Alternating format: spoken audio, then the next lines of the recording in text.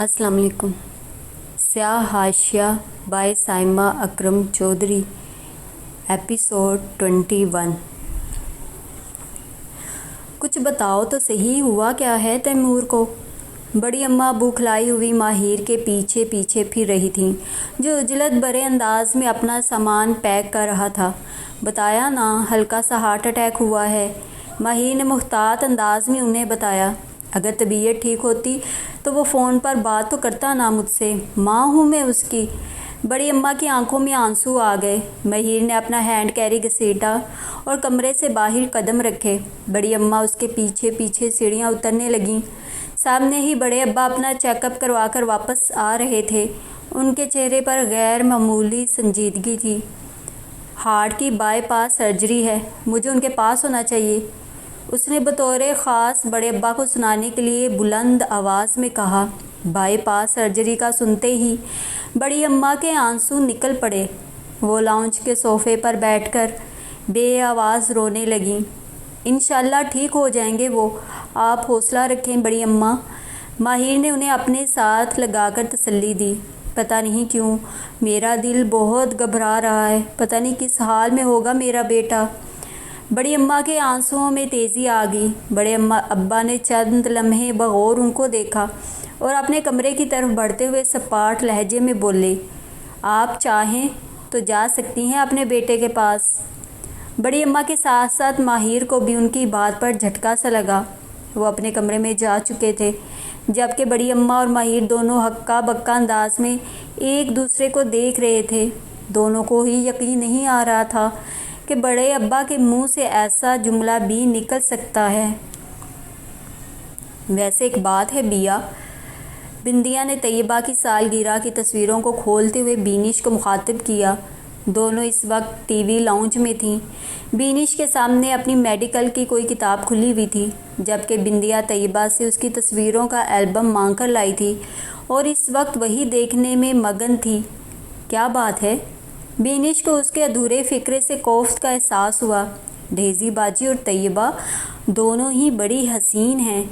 बिंदिया को मालूम ही नहीं था कि वो अनजाने में बीनिश को चिढ़ा गई थी, और बड़ी अम्मा तो अपने ज़माने में क़यामत डांटती होंगी। बिंदिया की नज़रें इन सब की तस्वीरों पर जमी हुई थीं। अब इतनी भी खूबसूरत नहीं है वो जितना तुम मुतासिर हो रही हो। बीनिश ने बेजारी से नाक चढ़ाई। पता नहीं क्यों मुझे तो बहुत लगती हैं वो। बिंदिया अपनी ही धुन में थी। तो तुम कौन सा किसी से कम हो? बीनिश ने हल्का सा चिढ़कर उसे याद दिलाया तो वो मुस्कुरा दी। मुझे तुम्हारी ये आदत जहर लगती है। बीनिश की बात पर उसने हैरानगी से उसका तपा तपा सा अंदाज नोट किया। कौन सी? बिंदिया का अब सारा ध्यान उसी की तरफ था। यही जो तुम हर ऐरे गैरे से मुतासिर हो जाती हो। बीनिश ने अपनी मेडिकल की किताब गुस्से से बंद कर दी। इसमें मुतासर होने वाली क्या बात है? वो लोग वाकई बहुत प्यारी हैं। वो भी अपने मौक़िफ़ पर डट गई। लेकिन मेरी तरह ज़हीन तो कोई भी नहीं है उनमें से। बीनिश की बात ने उसे हैरान किया। लेकिन मैं आपके साथ थोड़ा मुकाबला कर रही हूँ उनका। उसे एहसास हुआ कि वो गलत मौजू पर गलत बंदे के साथ बहस कर रही है।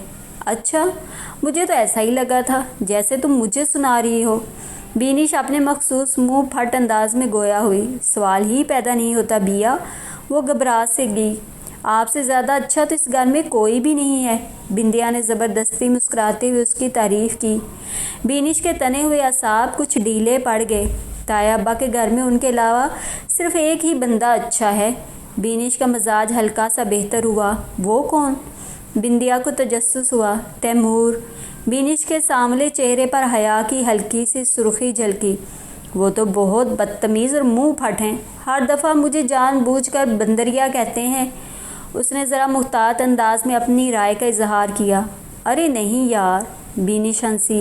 वो बहुत शरारती और ज़िंदा दिल इंसान है। तुम्हें उसकी नेचर का अंदाज़ा नहीं है, इसलिए ऐसा कह रही हो। बीनिश ने खुले दिल से उसकी तरफदारी की। और रिदा की बाकायदा स्टडीज़ शुरू हो चुकी थीं, और पहले पहल तो वो मेडिकल की इतनी भारी भरकम किताबें देखकर बुखला सी गई थी। अक्सर लेक्चर उसके सर पर से गुजर जाते اور وہ رشک بھری نگاہوں سے اپنے ساتھ بیٹھی ادینہ کو دیکھتی رہتی، جو نہ صرف لیکچر کے دوران سوال کرتی تھی بلکہ پروفیسرز کے مشکل ترین سوالات کے جوابات بھی آسانی سے دے جاتی تھی۔ تم بہت لائق ہو ادینہ، اس دن لائبریری سے نکلتے ہوئے اریدا نے اسے سنجیدگی سے بتایا۔ ایسا نہیں یار، میں یہ سارے ٹاپک پڑھ چکے ہوں۔ ادینہ نے اسپورٹس گراؤنڈ کا رخ کرتے ہوئے اسے حیران کیا۔ تم نے اتنی جلدی یہ سب ٹاپک کیسے پڑھ لیے؟ اریدا چلتے چلتے رکی۔ اس لیے کہ میں 2 سال پہلے میڈیکل کے فرسٹ ایئر کی اسٹوڈنٹ تھی، لیکن کچھ وجوہات کی بنا پر میں نے کچھ مہینوں کے بعد چھوڑ دیا تھا۔ ادینہ کی بات پر اسے جھٹکا سا لگا۔ وہ تعجب انگیز نگاہوں سے اسے دیکھنے لگی۔ کیا ہوا؟ اتنی حیرت سے کیوں دیکھ رہی ہو؟ ادینہ خفت کا شکار ہوئی۔ تم نے پہلے کبھی بتایا ہی نہیں۔ اریدا نے ایک دفعہ پھر چلنا شروع کر دیا۔ اس لیے کہ تم نے پہلے کبھی پوچھا ہی نہیں۔ اس نے بھی شرارت سے اسے لاجواب کیا۔ میں تو یہ بات سوچ بھی نہیں سکتی تھی، اریدا نے مسکرا کر کہا۔ وہ دونوں اسپورٹس گراؤنڈ کی طرف نکل آئی تھیں اور اب ایک اونچی سی جگہ پر بیٹھ کر موسم سرما کی دھوپ سینکنے لگیں۔ تم نے اس وقت اسٹڈیز کیوں چھوڑ دی تھی؟ اریدا کو اچانک ہی خیال آیا۔ میں خود سے خفا ہو گئی تھی۔ ادینہ نے ایک دفعہ پھر اسے حیرت میں مبتلا کیا۔ کیا انسان خود سے بھی ناراض ہو سکتا ہے؟ اریدا سادگی سے اس کا سنجیدہ چہرہ دیکھنے لگی۔ وہ ایک دم ہی افسردگی کا شکار ہوئی تھی۔ ہاں، جب انسان خود سے خفا ہوتا ہے تو وہ ہر کام کرنے لگتا ہے جس سے اس کی ذات کو کسی نہ کسی حوالے سے کوئی تکلیف یا رنج پہنچتا ہو۔ ایسے عالم میں انسان اپنی ہر خوشی اور ہر خواہش سے دستبردار ہو جاتا ہے۔ وہ دانستہ طور پر ایسے کام کرنے لگتا ہے جس سے اسے اور اس کے پیاروں کو دکھ پہنچتا ہو۔ ادینہ کا انداز اسے بڑا فلسفیانہ لگا۔ تم بعض دفعہ بہت مشکل باتیں کرنے لگتی ہو ادینہ۔ اس کے منہ بنانے پر ادینہ مسکرا دی۔ اچھا چھوڑو ان باتوں کو، ذرا میرے ساتھ ایڈمنڈ بلاک تک چلو، ایک ضروری کام ہے۔ وہ ادینہ کے کہنے پر خاموشی سے اس کے ساتھ چل دی۔ دونوں کے درمیان کافی دوستی ہو چکی تھی اور دونوں ہی ایک دوسرے کا خیال رکھنے کی ہر ممکن کوشش کرتی تھیں۔ وہ دونوں ادینہ کا کام کروا کر ایڈمنڈ بلاک سے نکل رہی تھیں جب اریدا نے ارسم کو بڑے ابا اور اپنے پروفیسر رضوی کے ساتھ اندر آتے دیکھا۔ وہ پرجوش انداز سے ان کی طرف بڑھی۔ ہیلو اریدا، ارسم نے اسے دیکھ کر ہاتھ ہلایا۔ ادینہ کی آنکھوں میں بھی شناسائی کے رنگ ابھرے۔ السلام علیکم بڑے ابا۔ اریدا نے بڑے پرجوش لہجے میں ڈاکٹر جلال کو سلام کیا اور انہوں نے محض سر کے اشارے سے جواب دیا۔ ان کا چہرہ ہمیشہ کی طرح سپاٹ تھا، جبکہ ان کے ساتھ کھڑے پروفیسر رضوی صاحب دلچسپی نگاہوں سے اریدا اور ادینہ کو دیکھ رہے تھے۔ پروفیسر جلال صاحب، یہ بچی آپ کی کیا لگتی ہیں؟ پروفیسر ڈاکٹر رضوی نے حیرانگی سے پوچھا۔ وہ اریدا کی کلاس کو اناٹمی پڑھاتے تھے۔ میرے بیٹے تیمور کی بیٹی ہے۔ بڑے ابا کے تعارف پر اریدا کو ہلکی سی مایوسی ہوئی، جبکہ ارسم اور ادینہ خوشگوار حیرت سے ایک دوسرے کو دیکھ رہے تھے۔ تو ایسے کہیں نا، آپ کی پوتی ہے؟ پروفیسر رضوی بے ساختہ مسکرائے۔ جی، ڈاکٹر جلال نے لاپرواہ انداز میں کہتے ہوئے اپنی ریسٹ واچ دیکھی اور پھر ارسم کی طرف دیکھ کر بولے، تم نے اگر اریدا سے کوئی بات کرنی ہے تو کر لو، میں رضوی کے آفس میں ہوں۔ جی بڑے ابا۔ ارسم نے اس بات میں سر ہلایا۔ بڑے ابا پروفیسر رضوی کے ساتھ ایڈمنڈ بلاک کی جانب بڑھ گئے۔ ہائے ادینہ، کیسی ہو؟ ارسم اریدا کو چھوڑ کر بڑے خوشگوار لہجے میں ادینہ سے مخاطب ہوا تو اریدا کو حیرت کا جھٹکا لگا۔ تم دونوں ایک دوسرے کو جانتے ہو؟ وہ تعجب سے دونوں کو دیکھ رہی تھی۔ اس سے پہلے کہ ان میں سے کوئی جواب دیتا، وہ خود ہی اپنے ماتھے پر ہاتھ مار کر ہنس پڑی۔ ارے ہاں ارسم، تمہارا کلاس فیلو رہا ہوگا، تم نے بتایا تو تھا کہ تم نے پہلے بھی ایڈمیشن لیا تھا۔ اریدا نے خود سے اندازہ لگایا اور ان دونوں نے اس کی تردید کرنا بھی مناسب نہیں سمجھا۔ آپ اریدا کے کیا لگتے ہیں؟ ادینہ مسکراتے ہوئے ارسم سے مخاطب ہوئی۔ میری کزن ہے یہ، ہم ایک ہی گھر میں رہتے ہیں۔ ارسم کی بات پر اس دفعہ حیران ہونے کی باری ادینہ کی تھی۔ اوہ دیٹس گریٹ، ہم دونوں کلاس فیلوز ہی نہیں، روم میٹس بھی ہیں۔ ادینہ نے جھٹ سے اسے اطلاع دی۔ اور بہت اچھی فرینڈز بھی۔ اریدا نے فوراً ہی اس کے جملے میں اضافہ کیا۔ اچھا تو وہ تم ہو جس کے نام کی تسبیح آج کل اریدا صبح و شام پڑھ رہی ہے۔ ارسم نے شرارت سے اریدا کو چھیڑا تو ادینہ مسکرا دی۔ ارسم انہیں لے کر کیفیٹیریا میں چلا آیا تھا۔ اریدا اس اچانک ملاقات پر بہت خوش تھی۔ تمہارا کزن بہت اچھا انسان ہے اریدا۔ رات کو ہاسٹل کے کمرے میں ادینا نے کتاب سے سر اٹھا کر اچانک کہا تو اپنے بیڈ پر بیٹھی اریدا کی آنکھوں میں ایک ساتھ کئی دیے چمک اٹھے۔ ہاں، اس میں تو کوئی شک نہیں، تمہیں پتہ ہے وہ میرا بیسٹ فرینڈ ہے۔ اریدا نے اس کی معلومات میں اضافہ کیا۔ ہاں، وہ کسی کا بھی بہترین دوست ہو سکتا ہے۔ ادینا کے لہجے میں افسردگی در آئی۔ وہ جلدی سے اپنی گود میں رکھی میڈیکل کی کتاب پر جھک گئی۔ کمرے میں خاموشی کا پردہ بڑی خوبصورتی سے حائل ہو گیا تھا۔ تم نے کبھی کسی سے محبت کی ہے اریدا؟ ادینا نے اپنی کتاب سے سر اٹھا کر اچانک پوچھا تو وہ تعجب انگیز نگاہوں سے اسے دیکھنے لگی۔ تمہیں کیا سوجی آدھی رات کو یہ سوال کرنے کی؟ اریدا نے اپنا کمبل پھیلا کر لیا۔ اس لیے کہ جو لوگ دنیا سے بے نیاز اپنی ہی دن میں مگن رہتے ہیں ان کے دل کی دنیا بڑی آباد اور روشن ہوتی ہے۔ تمہیں دیکھ کر ایسا ہی لگتا ہے۔ ادینا کی اس وضاحت پر وہ مسکرا دی۔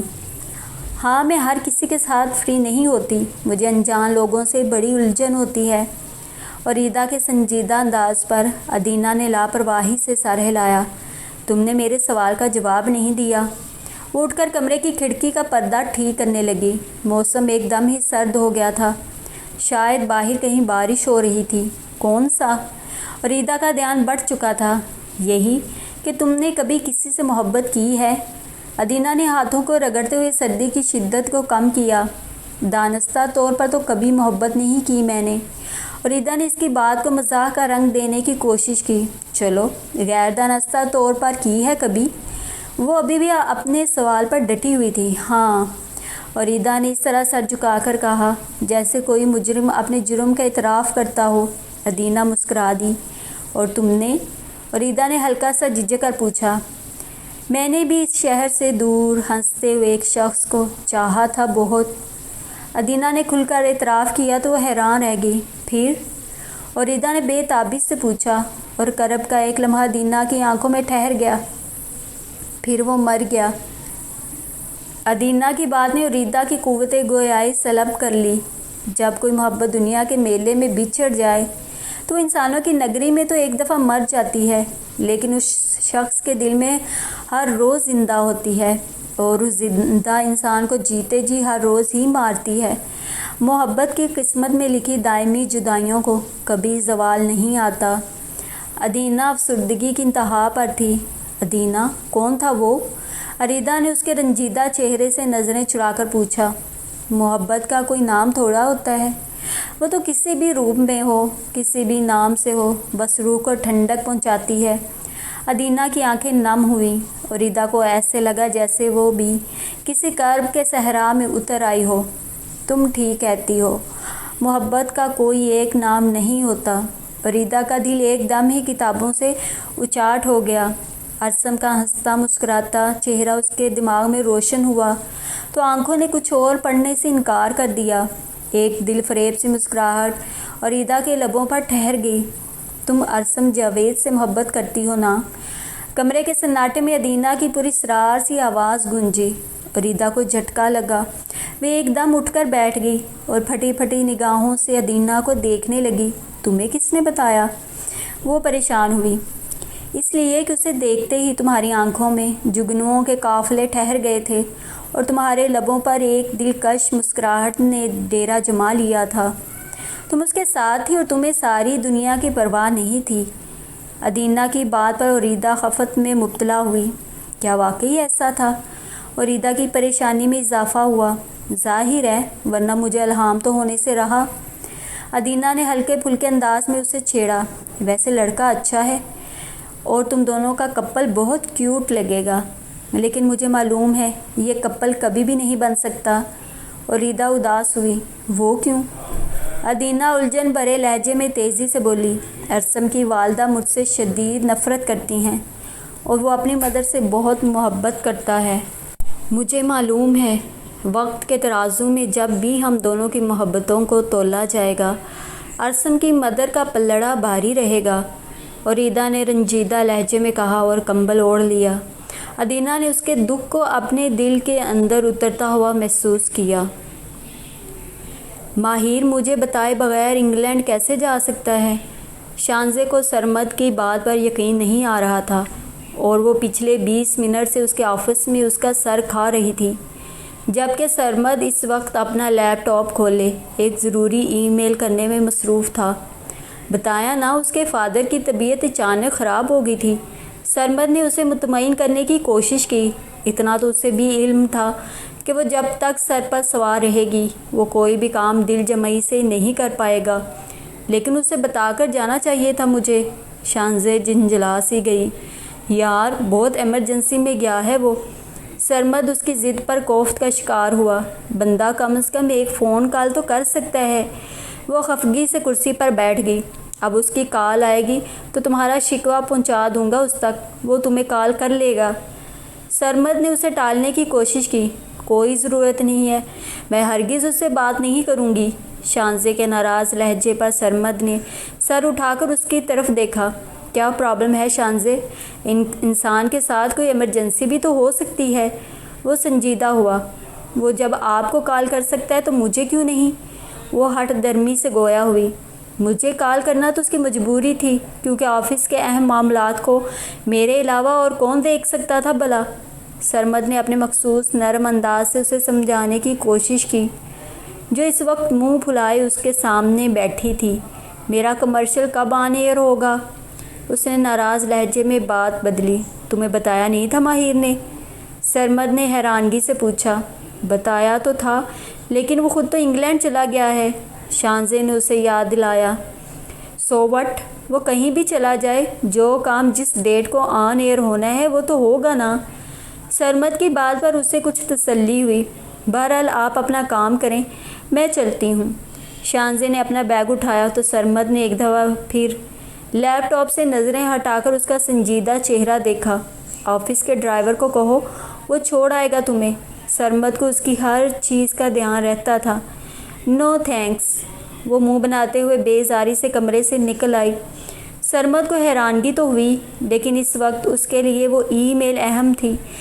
اس کے لیے وہ سر جھٹک کر اپنے لیپ ٹاپ کی طرف متوجہ ہو گیا، اور شانزے جیسے ہی بلڈنگ سے باہر نکلی، سامنے سے آتے یاور صاحب سے ٹکراتے ٹکراتے بچی۔ ارے شانزے، کیسی ہیں آپ؟ یاور صاحب کا چہرہ اسے دیکھتے ہی کھل اٹھا۔ فائن۔ شانزے کا موڈ کچھ خراب تھا، اس لیے اس نے مختصراً جواب دیا۔ آپ کے لیے ایک شاندار آفر ہے میرے پاس۔ یاور صاحب نے مسکراتے ہوئے شانزے کا خفا خفا سا چہرہ غور سے دیکھا۔ میں نے آپ کو بتایا تو تھا کہ مجھے لان کا ایڈ نہیں کرنا، اس نے بے زاری سے جواب دیا۔ یہ ایڈ نہیں، ایک میگا سیریل پروجیکٹ ہے، بہت اچھی پیمنٹ کرواؤں گا آپ کو۔ یاور صاحب نے فوراً ہی اسے گھیرنے کی کوشش کی۔ اچھا، کتنی اچھی پیمنٹ کروائیں گے آپ؟ شانزے نے طنزیہ لہجے میں پوچھا۔ اس کا ان کے سیریل میں کام کرنے کا کوئی ارادہ نہیں تھا۔ ویسے تو نئے چہروں کو کم ہی پے کرتے ہیں، لیکن میں اپنے اسپیشل کانٹیکٹ استعمال کروا کے آپ کو 8 لاکھ تک پیمنٹ کروا سکتا ہوں۔ یاور صاحب کی بات پر اسے جھٹکا سا لگا۔ 8 لاکھ؟ شانزے کے منہ سے بے اختیار پھسلا۔ بہرحال یہ کوئی کم رقم نہیں تھی، اور نیکسٹ پروجیکٹ میں اس سے بھی اچھا کرواؤں گا۔ یاور نے اسے مزید گھیرا۔ Let's see.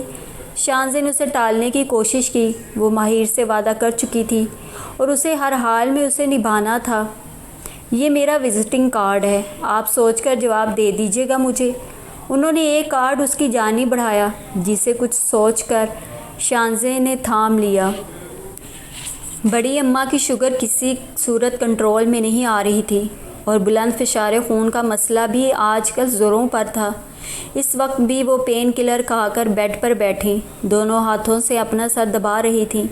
ڈاکٹر جلال ان کے سامنے راکنگ چیئر پر بیٹھے آنکھیں بند کیے تھے، اور ان کی گود میں میڈیکل کا ایک انٹرنیشنل میگزین رکھا ہوا تھا۔ بوا رحمت ہلکا سا دروازہ ناک کر کے اندر داخل ہوئیں۔ انہوں نے چھوٹی ٹرے میں ایک کپ چائے کا رکھا ہوا تھا، جو شاید وہ بڑی اماں کے لیے لائی تھیں۔ درد کچھ کم ہوا بیگم صاحبہ؟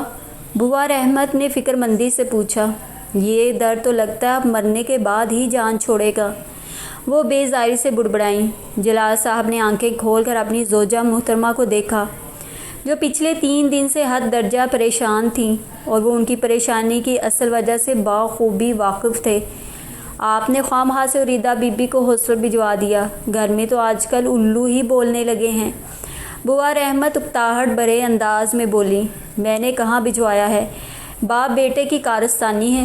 اب خود باہر جا کر بیٹھ گئے ہیں اور پورے گھر میں ہول اٹھتے رہتے ہیں مجھے۔ بڑی اماں ان سے بھی زیادہ بیزاری کا شکار تھیں۔ تیمور میاں کی کیسی طبیعت ہے اب؟ بوا رحمت نے جلال صاحب کے ڈر سے سرگوشی میں پوچھا۔ یہ اور بات کہ ان کی سرگوشی کمرے کی خاموشی میں انہوں نے بڑے آرام سے سن لی تھی۔ مجھ سے تو بات چھپانے کی بیماری ہے انہیں۔ اب بھی وہ ماہر کا بچہ کہاں بات کرواتا ہے میری؟ وہ جھنجھلا کر بولی، اتنی ہی زیادہ ٹینشن ہے تو خود کیوں نہیں چلی جاتی باہر؟ جلال صاحب سکون سے گویا ہوئے، چلی جاؤں گی جب جانا ہوگا۔ نکاح زدہ آواز میں بھی ان کا چڑچڑا پن نمایاں تھا۔ وہ آج کل بات بات پر لڑنے کے بہانے ڈھونڈتی تھیں۔ طیبہ بٹیا کو فون کر دوں کیا؟ بوا رحمت نے ان کا دھیان بٹانے کے لیے مشورہ دیا۔ کوئی ضرورت نہیں، انہوں نے بیزاری سے ٹوکا۔ جب مر جاؤں گی تو ایک دفعہ ہی اکٹھا کر لینا سب کو۔ جیتے جی تو حسرت ہی رہے گی مجھے کہ سب مل کر بیٹھیں۔ وہ ناراضگی سے چائے کی پیالی ایک سائڈ پر رکھ کر لیٹ گئیں اور آنکھیں بند کر لیں۔ جلال صاحب نے اس دفعہ غور سے ان کا چہرہ دیکھا۔ بے شمار جھریوں کے درمیان ایک پتلی سی آنسوؤں کی لکیر بہتی ہوئی ان کے ہونٹوں کی طرف آ رہی تھی۔ ان کا اپنا دل تعصب کے گہرے احساس سے بھر گیا۔ انہوں نے جلدی سے سیل فون نکالا اور سرمد کا نمبر ڈائل کیا۔ دوسری طرف وہ ان کی کال پر حیران پریشان تھا۔ گھر آ کر اپنی نانوں کا پاسپورٹ لے جاؤ اور ویزے کے لیے اپلائی کر دو۔ ان کے سنجیدہ انداز پر بھی بڑی اماں نے آنکھیں نہیں کھولیں۔ وہ اپنے مجازی خدا کے سامنے رونا نہیں چاہتی تھیں۔ جی بڑے ابا، میں آ کر لے جاتا ہوں، سرمد نے بوکھ لا کر جواب دیا۔ مجھے نہیں جانا کہیں پر بھی، انہوں نے بھیگے ہوئے لہجے کے ساتھ نخرہ دکھایا۔ جانا یا نہ جانے کا فیصلہ بعد میں کر لیجیے گا، فی الحال اپنا پاسپورٹ نکال کر رکھیں، سرمد آ رہا ہے، وہ سپاٹ لہجے میں کہہ کر کمرے سے نکل گئے۔ بوا رحمت نے خوشگوار حیرت سے ان کا چہرہ دیکھا۔ بیگم صاحبہ، یہ انقلاب کیسے آ گیا آخر؟ برف پگھل کیسے گئی؟ بوا رحمت ابھی تک بے یقینی کا شکار تھیں۔ بینش بیگم بڑے مصروف انداز میں اپنے پورشن میں گھوم رہی تھیں۔ صبح ہی سے ملازموں کی شامت آئی ہوئی تھی اور وہ بیچارے بھوک لائے ہوئے پورے گھر میں گھوم رہے تھے۔ وہ دیکھو ذرا، ڈرائنگ روم کے کونے میں جالا لگا ہوا ہے، تم لوگوں کو آخر یہ سارا گند نظر کیوں نہیں آتا؟ وہ غصے سے چیخیں تو لاؤنج میں اخبار پڑھتے آغا جی کوفت کا شکار ہوئے۔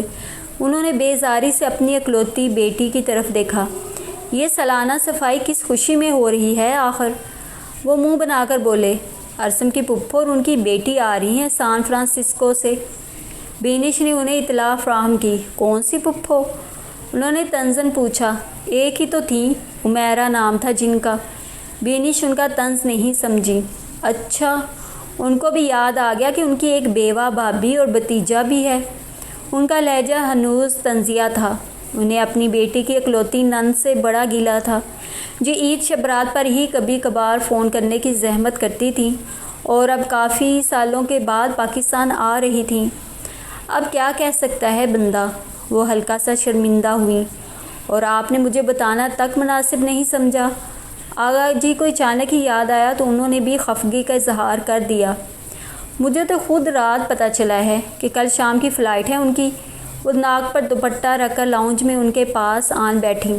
فضا میں ہلکی ہلکی سی گرد نے ڈیرے ڈال رکھے تھے اور انہیں ڈسٹ الرجی کی شکایت تھی۔ اس سلسلے میں آ رہی ہیں وہ۔ آغا جی نے ہاتھ میں پکڑا اخبار سائیڈ میز پر رکھا۔ بیٹے کی شادی کے سلسلے میں، بینش نے مختصراً بتایا۔ اچھا، تو پاکستانی لڑکی کی تلاش میں آ رہی ہے وہ؟ آغا جی نے اندازہ لگایا۔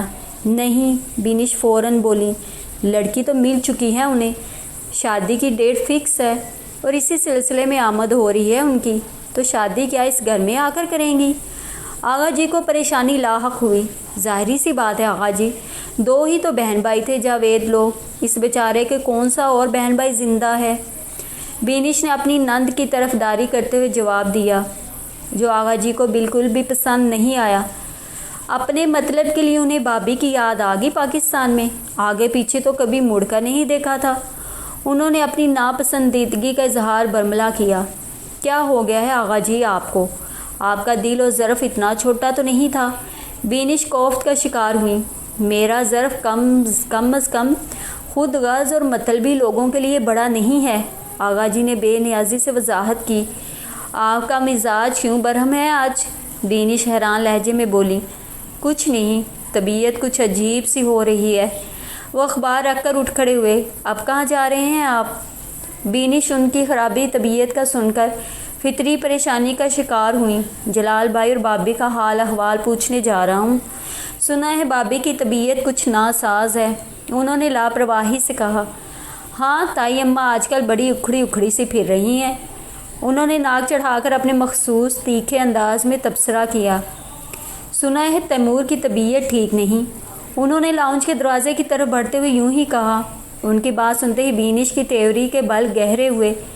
آپ کو پتہ ہے مجھے تیمور میں کوئی انٹرسٹ نہیں، وہ بیمار ہو یا ٹھیک، یہ اس کا اور اس کی فیملی کا مسئلہ ہے، میرا نہیں۔ وہ ایک دم ہی چڑ سی گئیں اور آغا جی حیرانگی سے اپنی بیٹی کا چہرہ دیکھنے لگے، جو اتنے سالوں کے بعد بھی اپنے دل میں چھپی نفرت اور بغض کو کم نہیں کر پائی تھیں۔ ماہر بھائی انگلینڈ چلے گئے؟ ویکینڈ پر گھر جاتے ہوئے اریدہ کا منہ کھلا کا کھلا رہ گیا اور وہ بے یقینی سے ارسم کو دیکھنے لگی، جو بڑے سکون سے گاڑی چلا رہا تھا۔ وہ دونوں اب اکثر ہی ویکینڈ پر اکٹھے آتے تھے، تو اس میں اتنی حیرانگی کی کیا بات ہے؟ ارسم مسکرایا۔ وہ اس طرح اچانک مجھے بتائے بغیر کیسے جا سکتے ہیں؟ اریدہ الجھن بھرے لہجے میں بولی۔ کیا ایمرجنسی کا کام تھا، انہیں 10-15 دن میں واپس آ جائیں گے۔ ارسم نے اسے تسلی دینے کی کوشش کی۔ جتنی بھی ایمرجنسی ہو انہیں بتانا چاہیے تھا، میں کم از کم پاپا کے لیے کچھ بھجوا دیتی۔ وہ مایوس ہوئی۔ تو تم بڑی اماں کے ہاتھ بھجوا دو، ارسم نے مزے سے مشورہ دیا، جسے سنتے ہی اسے کرنٹ لگا۔ بڑی اماں بھی جا رہی ہیں پاپا کے پاس؟ حیرت کے اظہار کے طور پر اریدہ کی آواز بلند ہوئی۔ لیکن کیوں؟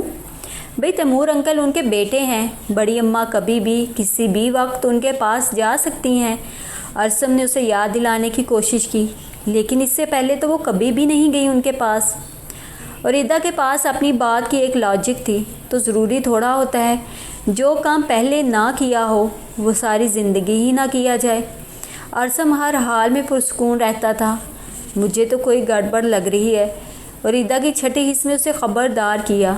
کم آن اریدہ، اب تم پریشان ہونے کے لیے کوئی بات مت ڈھونڈ لینا، ارسم نے ناگواری سے ٹوکا۔ بڑی اماں کیسے جا سکتی ہیں بھلا، اور بڑے ابا نے انہیں کیسے اجازت دے دی آخر؟ اریدہ کی سوئی آج اسی ایک بات پر اٹکی ہوئی تھی، وہ کیوں نہیں جا سکتی بھلا؟ ارسم کو اس کی ضد اچھی نہیں لگی، اس لیے کہ بڑے ابا ان سے ناراض ہوئے ہیں۔ اریدہ نے ایک وجہ ڈھونڈ ہی نکالی، جو ارسم نے فوراً رد کر دی۔ بڑی اماں تو ناراض نہیں ہے تیمور انکل سے، وہ تو ہر تیسرے دن ان سے بات کرتی ہیں۔ ارسم نے اسے لاجواب کیا۔ گاڑی ان کے سیکٹر میں داخل ہو رہی تھی۔ سامنے مارگلہ کی پہاڑیوں میں ڈوبتے سورج کا منظر بڑا بھلا لگ رہا تھا۔ ارسم نے جیسے ہی گاڑی کوٹھی میں داخل کی، اریدہ کو لان میں چند اجنبی سے چہرے نظر آئے۔ اس نے تعجب انگیز انداز میں ارسم کی طرف دیکھا۔ گھر میں کوئی گیسٹ آئے ہوئے ہیں کیا؟ اس کی سوالیہ نگاہیں اس الٹرا ماڈرن لڑکی پر جمی ہوئی تھیں، جو ٹانگ پر ٹانگ چڑھائے ان کے لان میں بیٹھی ہوئی تھی، اور اس نے کانوں میں ہینڈ فری لگا رکھی تھی اور شاید سیل فون پر میوزک سن رہی تھی۔ تبھی اس کا سر ہلکا ہلکا سا جھوم رہا تھا۔ امیرا پھپھو آئی ہیں سان فرانسسکو سے۔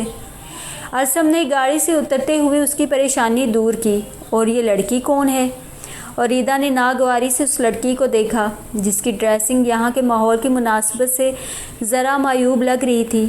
حالانکہ اریدہ گھر میں خود اکثر جینز اور شرٹ پہنے گھومتی تھی، لیکن اس میں بھی وہ پورا خیال رکھتی تھی کہ اس کا لباس کہیں سے بھی اوڈ نہ لگے، اور بڑی اماں کے بار بار ٹوکنے پر اس نے جینز کے ساتھ لمبا کرتا اور گلے میں اسکارف پہننا شروع کر دیا تھا۔ یہ ارسلہ ہے، میری پھپھو کی بیٹی۔ ارسم نے اپنی کزن کی طرف دیکھ کر ہاتھ ہلایا تو وہ ایک دم اچھل کر کھڑی ہوئی۔ تھینکس گاڈ ارسم تم آگے، ٹرسٹ می، بہت بور ہو رہی تھی میں۔ وہ چنگم چباتی ہوئی ارسم سے مخاطب ہوئی۔ اس نے اریدہ کو صاف نظر انداز کر دیا تھا۔ Meat my cousin اریدہ۔ ارسم نے اریدہ کے چہرے پر پھیلی ناپسندیدگی سے گھبرا کر خود ہی تعارف کی رسم نبھائی۔ ہائے، ارسلہ نے بے نیازی سے ہلکا سا ہاتھ ہلایا اور پھر ارسم کی طرف متوجہ ہو گئی۔ ممی اور بیا آنٹی کی تو شاپنگ ہی ختم ہونے کا نام نہیں لے رہی، اور جونی کے فرینڈز ہی اسے نہیں چھوڑے، اور میں بوریت سے مرنے والی ہوں۔ وہ تیز تیز چنگم چباتی ہوئی اریدا کو زہر لگی۔ جنید کے یہاں ایسے کون سے فرینڈز بن گئے؟ ارسم کو حیرانگی ہوئی، کیونکہ اسے معلوم تھا کہ ارسلہ کے بڑے بھائی کی بھی ساری زندگی باہر ہی گزری تھی۔ کوئی سوشل میڈیا کے فرینڈز ہیں، باہر جانے کے چکروں میں چپکے ہوئے ہیں اس کے ساتھ۔ پتہ نہیں یہ پاکستانیوں کو ایسا کیا کمپلیکس ہے، جہاں کوئی نیشنلٹی ہولڈر دیکھتے ہیں فوراً اس کی منتوں پر اتر آتے ہیں کہ بس کسی بیگ یا سوٹ کیس میں ہی صحیح، لیکن باہر لے جاؤ۔ ارسلہ کا مغرور لہجہ اریدا کو بالکل اچھا نہیں لگا۔ خیر سارے ایسے بھی نہیں ہوتے۔ ارسم نے اس کی بات کی تردید کی، لیکن میجورٹی ایسے ہی لوگوں کی ہے۔ وہ اپنی بات پر ڈٹی ہوئی تھی۔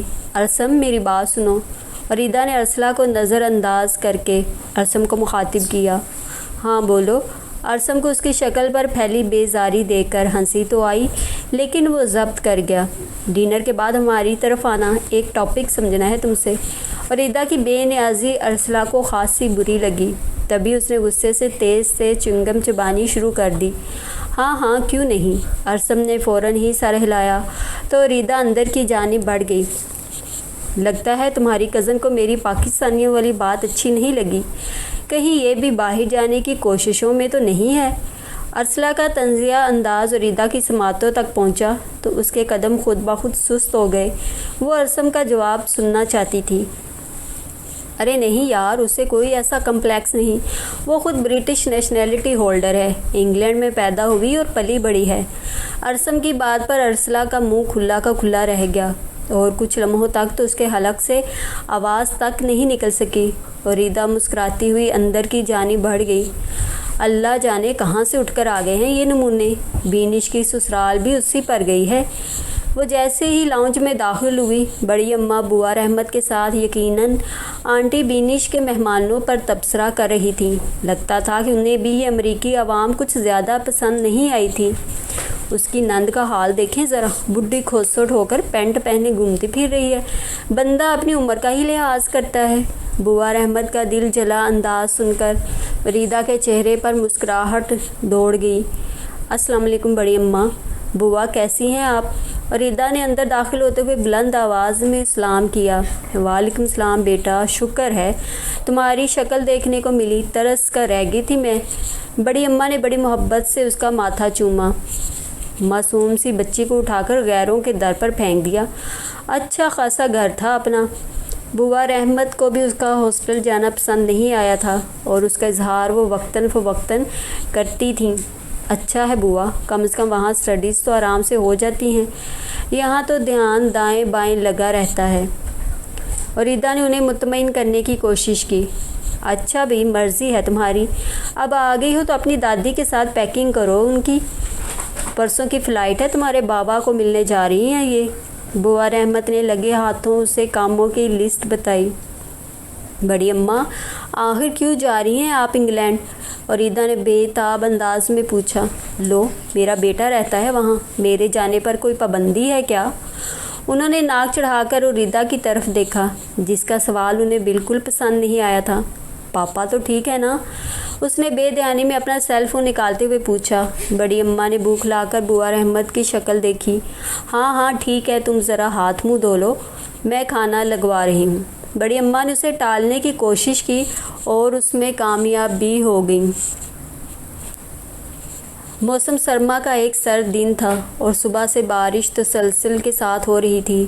شانزے نے آج آفس سے چھٹی کر لی تھی، اور ویسے بھی اس کا زیادہ کام ماہر کے ساتھ ہوتا تھا، اور اسے ملک سے باہر جانے پر کافی کام رک گیا تھا۔ اس وقت وہ شال اوڑھے کافی کا مگ ہاتھ میں پکڑے کمرے کی کھڑکی کے پاس بیٹھی بارش کی بوندوں کو زمین پر گرتے ہوئے دیکھ رہی تھی کہ اچانک دروازہ دھڑ کر کے کھلا اور رباب پرجوش انداز میں داخل ہوئی۔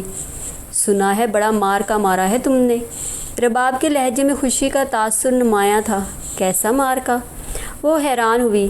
ابھی ٹی وی لاؤنج میں تمہارا ایڈ دیکھ کر آ رہی ہوں، پورے ہاسٹل میں تو شور مچا ہوا ہے۔ رباب کی بات پر شانزے کا دل بے ربط انداز میں دھڑکا۔ ریلی؟ شانزے کو یقین نہیں آیا۔ کیوں، تمہیں نہیں پتا تھا کیا؟ رباب کو اس کی لا علمی پر حیرت ہوئی۔ پتا تو تھا یار، لیکن وہ تو سوموار سے چلنا سٹارٹ ہونا تھا۔ لگتا ہے سرمد بھائی نے پروگرام میں کچھ چینج کروا دیا ہوگا۔ وہ جلدی سے کھڑی ہوئی۔ آؤ نا ایک دفعہ مل کر دیکھتے ہیں۔ وہ رباب کے ساتھ اپنے کمرے سے نکل آئی۔ شانزے تم نے تو کمال کر دیا، قسم سے آفت لگ رہی ہو اس کمرشل میں۔ MBA کی ماہین نے اس کی طرف دیکھتے ہی مبارکباد دی۔ تھینکس۔ شانزے کا دل تفاخر کے احساس سے بھر گیا۔ ہمیں تو پہلی دفعہ پتہ چلا کہ اسکرین بیوٹی تو بہت زیادہ ہے تم میں۔ ماہین بھی اس کے ساتھ ہی چل پڑی۔ اب کسی اچھے اور زبردست پروجیکٹ میں آنا، اور میری مانو تو ماڈلنگ بھی شروع کر دو، بہت پیسہ ہے اس فیلڈ میں۔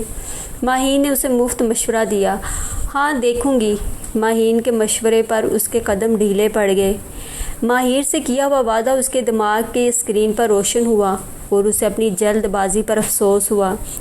ٹی وی لاؤنج میں اس کی واقف کافی لڑکیاں موجود تھیں، اور جنہوں نے اسے دیکھتے ہی پرجوش انداز میں سراہنا شروع کر دیا تھا۔ شانزے کو پہلی دفعہ اپنی اہمیت کا کھل کر احساس ہوا تھا۔ اس کا دماغ شہرت اور پہچان کے ایک نئے سرور سے آشنا ہوا۔ میں بہت بیوقوف اور جذباتی لڑکی ہوں۔ رات کو فراغت ملتے ہی اس نے رباب سے اپنے خیالات کا اظہار کیا۔ آج کیوں اس بات کا اتنی شدت سے احساس ہو رہا ہے تمہیں؟ رباب نے کمرے میں ہیٹر جلاتے ہوئے تعجب انگیز لہجے میں پوچھا۔ مجھے ماہر سے ایسا کوئی وعدہ کرنا ہی نہیں چاہیے تھا۔ وہ تکیہ گود میں رکھتے ہوئے افسردہ انداز میں بولی۔ شوبز میں کام نہ کرنے کا؟ رباب نے اندازہ لگایا۔ ہاں نا، دیکھو تو مجھے ابھی تک کتنے مبارکباد کے فون آ چکے ہیں، اور مجھے یقین ہے اب بہت اچھی آفرز ملیں گی مجھے۔ شانزے کی بات پر رباب کا دل تعصب سے بھر گیا۔ اس نے ملامت انگیز انداز سے اس کی طرف دیکھا، جس کا دھیان کہیں اور تھا۔ بہت بری بات ہے شانزے، وعدہ کر کے ایسے افسوس کا اظہار نہیں کرتے۔ وہ اس کے پاس آ کر بیٹھ گئی اور نرم لہجے میں اسے مخاطب کیا۔ ہر انسان کو اپنا مستقبل بنانے کا حق حاصل ہے۔ شانزے کی ٹون بدلی ہوئی تھی۔ لیکن تمہارا فیوچر ماہر کے ساتھ بہت برائٹ ہوگا، رباب نے اسے سمجھانے کے انداز میں کہا۔ اس کا کیا پتہ، اب بھی انگلینڈ میں جا کر بیٹھ گیا ہے، اور صرف 2 منٹ کی کال کی ہے مجھے۔ وہ ماہر سے اچھی خاصی خفا تھی۔ یار اس کے والد کی بائی پاس سرجری ہے، اور وہ ان کے پاس اکیلا ہے۔ تم اس کی سچویشن کو سمجھنے کی کوشش کرو۔ رباب کو اس پر غصہ آیا۔ رہنے دو، سرمد بھائی کو تو صبح شام کالز کی جا رہی ہیں، اس نے بدگمان لہجے میں کہا۔ ظاہر ہے وہ ان کا سارا بزنس اور کام دیکھ رہے ہیں، بجائے اس کے کہ تم اس مشکل وقت میں ان کا ساتھ دو، الٹا منہ پھیلا کر بیٹھ گئی ہو۔ رباب نے اس کی کلاس لی۔ میرا بھی تو پہلا کمرشل تھا، یہ پہلی کامیابی جو میں اس کے ساتھ سیلیبریٹ کرنا چاہتی تھی، اس نے بچگانہ انداز میں یاد دلایا۔ تو کر لینا سیلیبریشن، تمہاری کامیابی کون سی بھاگی جا رہی ہے؟ رباب کو ایک دم ہی غصہ آیا۔ لیکن رباب، میں مزید کام کرنا چاہتی ہوں اس فیلڈ میں۔ شانزے کی بات پر رباب کو دھچکا سا لگا۔ اس نے تعصب بھری نگاہوں سے اپنے پاس بیٹھی بے وقوف سی لڑکی کو دیکھا، جو چمکتی ہوئی چیز کو سونا سمجھ کر اس کے پیچھے بھاگنا چاہتی تھی۔ دیکھو شانزے، اگر تم نے اس کے ساتھ وعدہ کیا ہے تو ایسا مت کرو، کیونکہ وہ تم سے بہت محبت کرتا ہے۔ رباب نے دانستہ اپنا لہجہ کچھ نرم کیا۔ جن سے محبت ہو انہیں اس طرح شرطوں اور وعدوں کے پنجرے میں بند تھوڑا کیا جاتا ہے، اس نے منہ بنا کر تبصرہ کیا۔ محبت کی خاطر تو انسان کسی ملک کی حکمرانی تک چھوڑ دیتا ہے، اور تمہاری تو یہ صرف چھوٹی سی خواہش ہے جو تم اسے منا کر زندگی میں کبھی بھی پوری کر سکتی ہو۔ رباب نے اس کا ہاتھ پکڑ کر سہلایا۔ لیکن کیا فائدہ، ساری اچھی آفرز کو تو میں ٹھکرا چکی ہوں گی۔ شانزے کا دماغ ہل چکا تھا، اس لیے وہ کوئی بھی بات سمجھنے کے موڈ میں نہیں تھی۔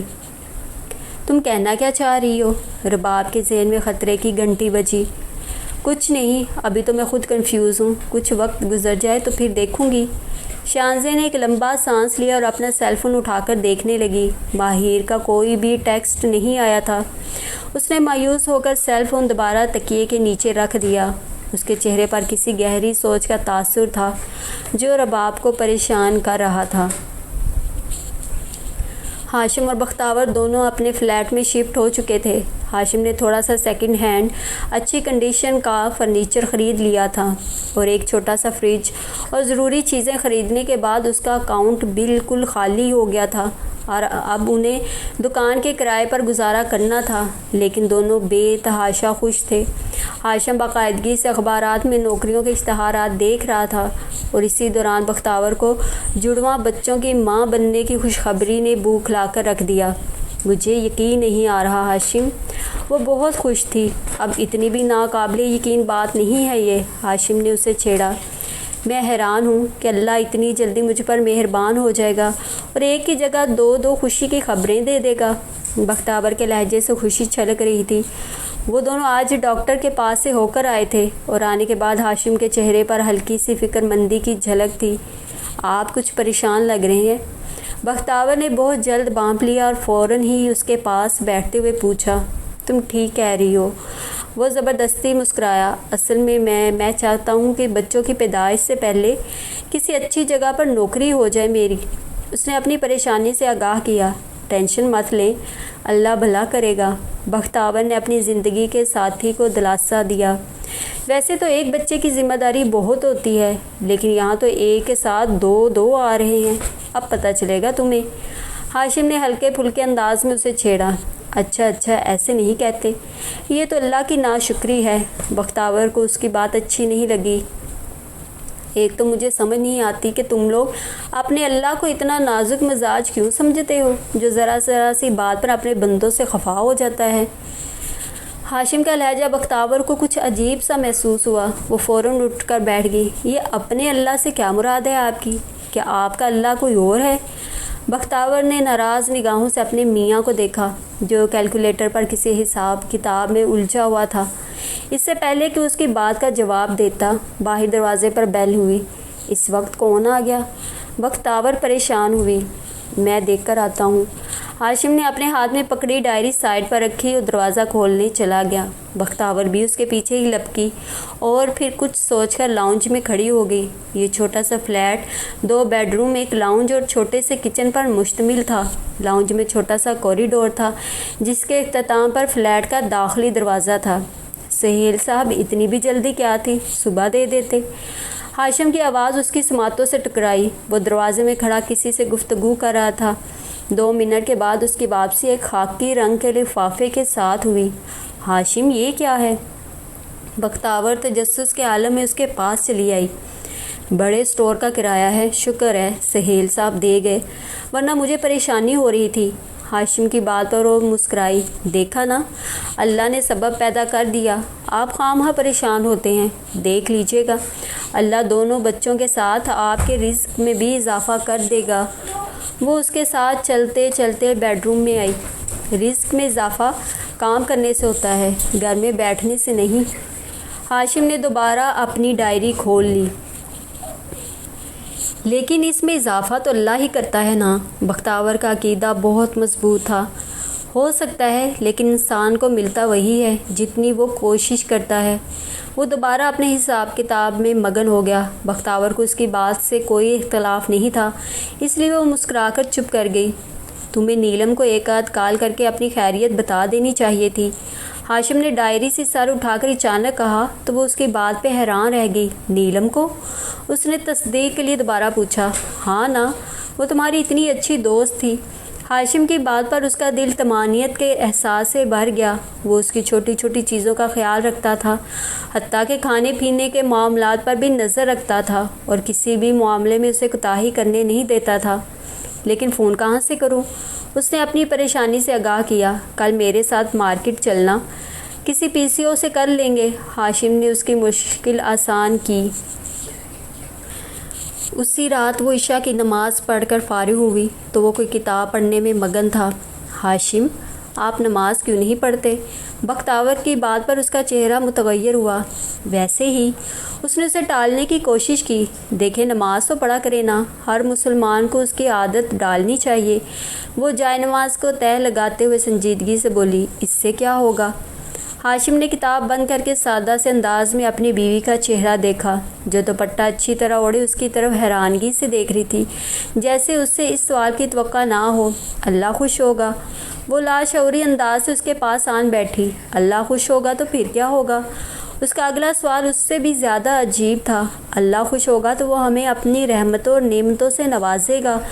بختیور نے اسے سمجھانے کی کوشش کی، تو وہ ان لوگوں کو اپنی نعمتیں کیوں دیتا ہے جو مسلمان نہیں ہیں؟ وہ اسے پریشان کر رہا تھا، اس لیے کہ وہ سب کا رب ہے۔ وہ بوکھلاس ہی گئی۔ تو ٹھیک ہے، جو سب کو دے رہا ہے، جو اسے خوش کر رہے ہیں اور جو نہیں کر رہے، تو پریشانی کی کیا بات ہے؟ اس نے سنجیدگی سے دوبارہ اپنی کتاب کھولی۔ یہ اچھی بات نہیں ہے ہاشم۔ اس کی باتیں بختیور کا ذہن الجھا رہی تھیں۔